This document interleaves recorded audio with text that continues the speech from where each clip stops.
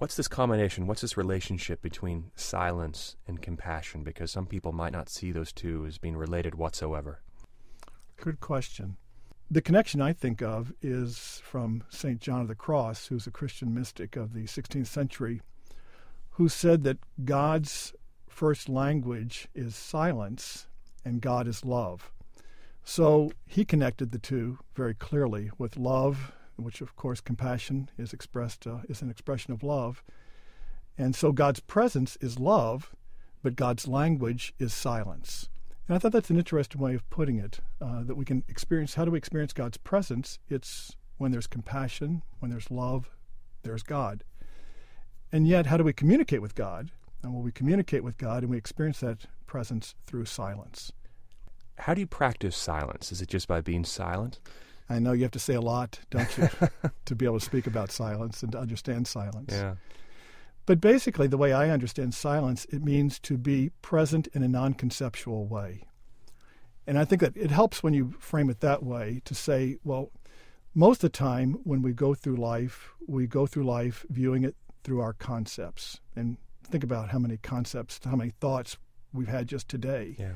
So we go through life filled with thoughts, ideas, opinions.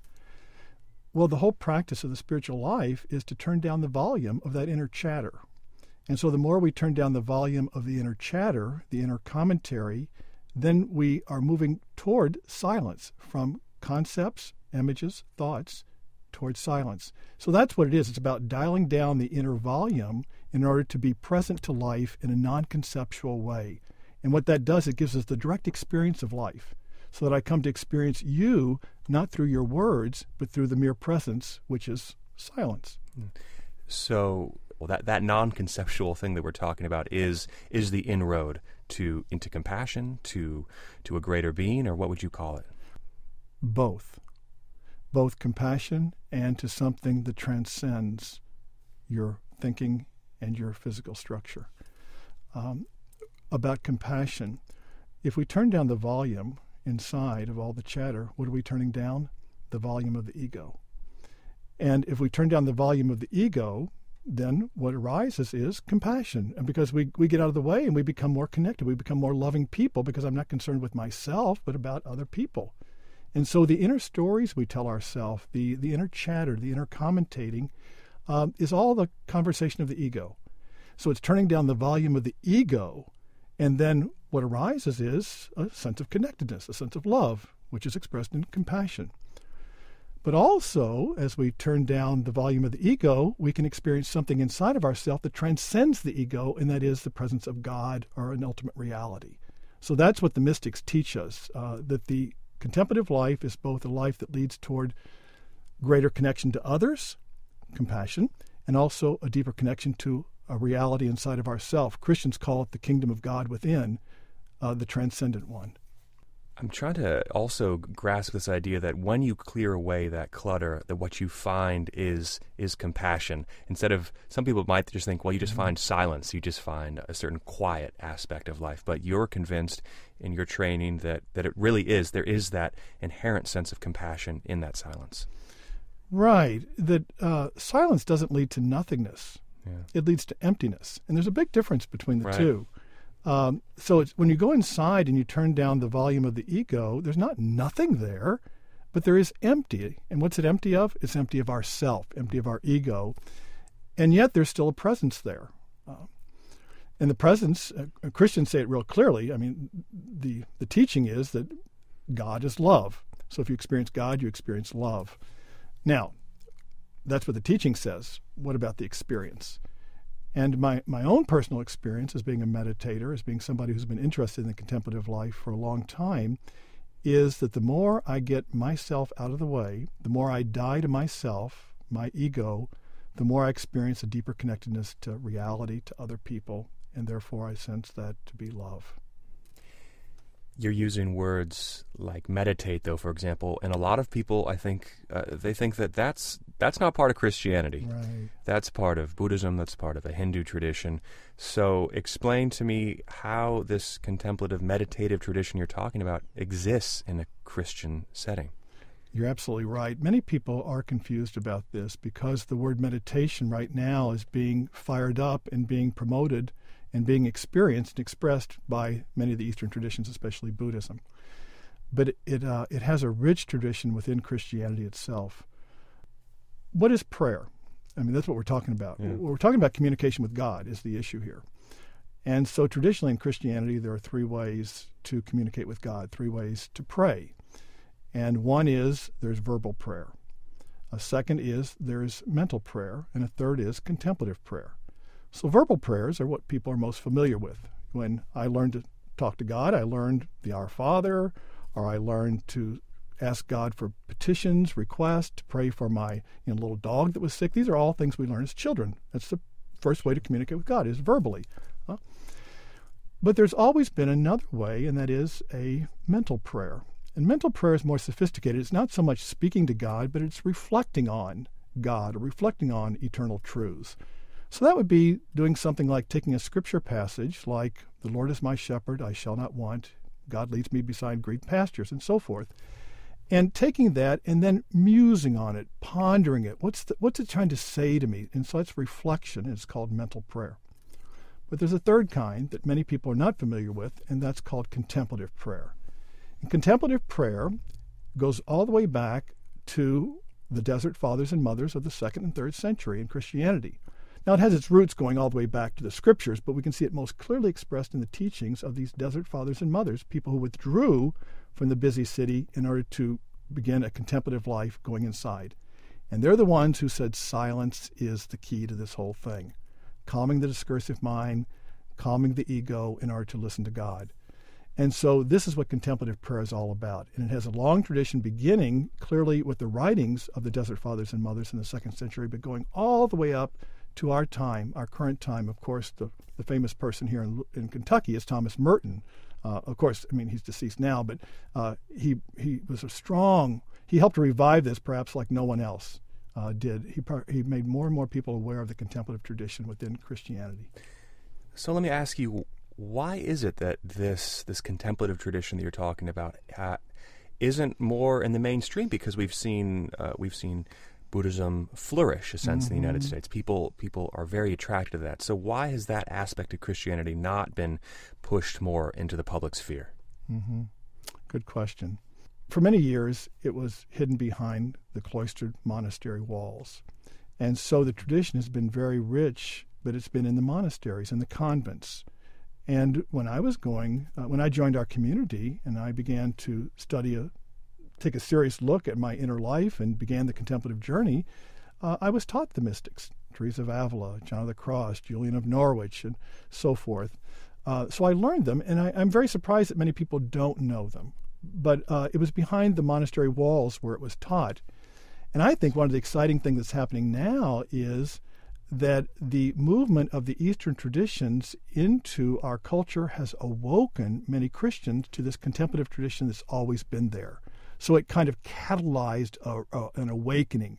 And Thomas Merton himself had that experience of his connection with the Eastern traditions, woke up within him some new insights, some new ways of understanding the contemplative tradition that was already so richly a part of his life. As you began your spiritual path, and it seems that you have this inherent interest in meditation. I do. Why then did you decide to go down a Christian path versus studying Buddhism or a different Eastern tradition? Well, when I began, first of all, I was born a Christian. And so I was raised in the Christian milieu with the Christian symbols, the Christian scriptures, and those are such a rich part of my life. But when I was, in 1985, I was introduced to the Eastern traditions through a woman who's become a major teacher in my life. Her name is Sister Ishapriya. And Sister Ishapriya is a Catholic nun from England who lived in India. And I made a retreat with Ishapriya, and she was the one who introduced me to the wisdom of Advaita Vedanta and of Buddhism, of the Eastern traditions. And what it did, Jonathan, it awoke within me such a more deeper understanding of my Christian faith by studying the Eastern traditions. And it was through that experience, the study of those other traditions and the teachings made me a better Christian and helped me understand the mystics as well. So the way I have experienced it is, it's like to communicate with God, you need a language. Okay, silence is that language, but Christianity is the milieu. Christianity is the container that holds it. So it's like learning a language. And so English is my first language. My parents didn't grow up saying, Joe, well, when you grow up, you can speak whatever language you want. They taught me English. So it's going to be my first language always. I'm always going to think in English. I've tried to learn Spanish somewhat, but I still think in English. I dream in English. But I try to be multilingual. I try to be bilingual, And the same thing with the spiritual traditions. Christianity is always going to be my first language because it's the one I'm raised in.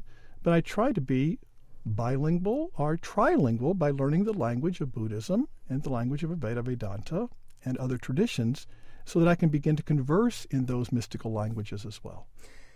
How important are those symbols in the Western tradition? How important is that language and the culture of growing up in that Christian landscape? Well, for me, they've been enormously important. I guess I can only speak from being inside of myself, that they gave me a symbol system. And I think that's what's crucial about this.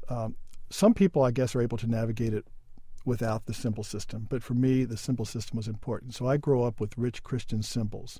The Judeo-Christian symbols of the Exodus story, of the gospel stories, of the death and resurrection stories. So all of those are rich. We can look at them on many levels, but one way is to understand them. They are symbols that deeply touch who we are. Carl Jung, at the end of his life, began to write a lot about Christianity. And he began to write a treatise on the Trinity and on the Catholic Mass, and he himself was not he grew up Christian, but he was not a practicing Christian most of his life. But he was very active in writing about Christianity. And one commentator who I read made an interesting remark. It's like, Mr. Young, or Dr. Young, why are you doing this? I mean, you could retire. Why this sudden interest in Christianity? And this student of Jung's said that Jung was very concerned about Christianity because it was the symbol system of the Western psyche. And he didn't think it was serving the West as well as it could. In other words, he was trying to revive the symbols so they spoke to people. So they could really wake up people on a deeper level, on a trans-rational level. And so he was very concerned about this, that we would revive those symbols because people need those.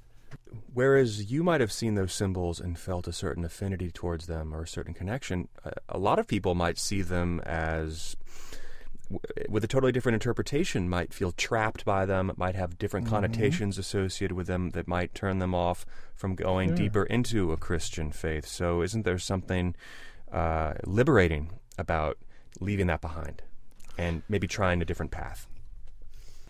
On the surface, other religions do look different. For example, for me, looking at Hindu religion looks very different. For me, looking at Tibetan Buddhism looks very different as well from the outside. So I think many of us have that experience. When we look at another religion from outside, it can seem very strange and sometimes very bizarre.